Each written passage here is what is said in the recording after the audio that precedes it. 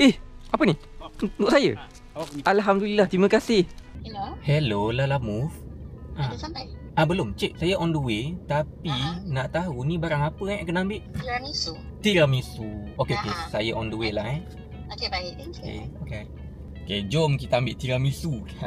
Tapi kita cubalah try macam tanya-tanya sikit. Kod boleh dapat ke satu? Cik gitu. Kena naik atas lah weh. Allah Akbar. Allah Akbar. Lah rumah orang punya. Assalamualaikum. Tiramisu. Ini saja Sini boleh lah. Ini nak hantar ni dekat mall Paradigm.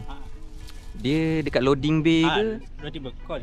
Yang Call orang tu. Sekarang orang jana baju tu pun. Okey. Itu saja apa ni? Untuk saya? Alhamdulillah, terima kasih.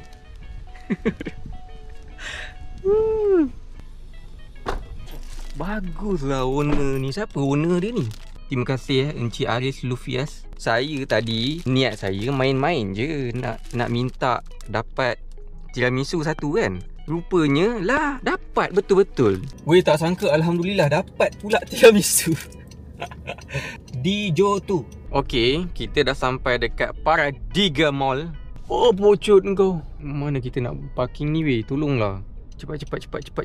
Kak, cepat masuk dalam kereta. Saya mau parking. Sikit jam saja. Cepat kereta merah, laju. Begitulah caranya. Bos. Lala Move. Hantar barang jap. Boleh bag. Bawa sekali. Oh ya. Tiramisu. Okey. Ni dia. Mau gambar tak? Apa ni? Mau gambar? Barang baik. Gambar. Gambar. Oh ya.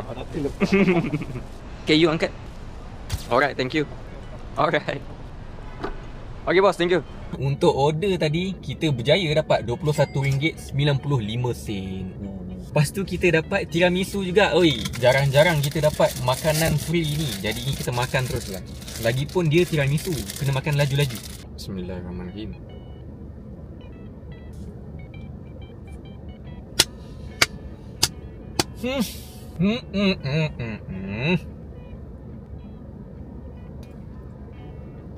Ui, berbaloi ya beli. Kalau nak melepaskan keinginan untuk makan tiramisu, inilah dia. One more bite sebelum kita simpan ni bawa balik rumah. Sangat sedap. Yang ni simpan bawa balik rumah. Sekarang ni kita check order yang seterusnya. Jom.